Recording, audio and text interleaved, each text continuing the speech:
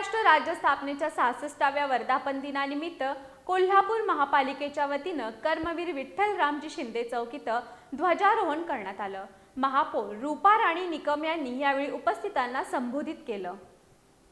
कोल्हापूर महापालिकेच्या वतीनं महाराष्ट्र दिन तसंच महाराष्ट्र राज्य स्थापनेच्या 66व्या वर्धापन दिनानिमित्त महापौर रूपा राणी निकम यांच्या हस्ते ध्वजारोहण करण्यात आलं। यावेळी त्यांनी उपस्थितांना संबोधित केलं। हा महाराष्ट्र घडवण्यासाठी अनेक महापुरुषांनी आपलं संपूर्ण आयुष्य वेचलं असल्याचं त्यांनी सांगितलं।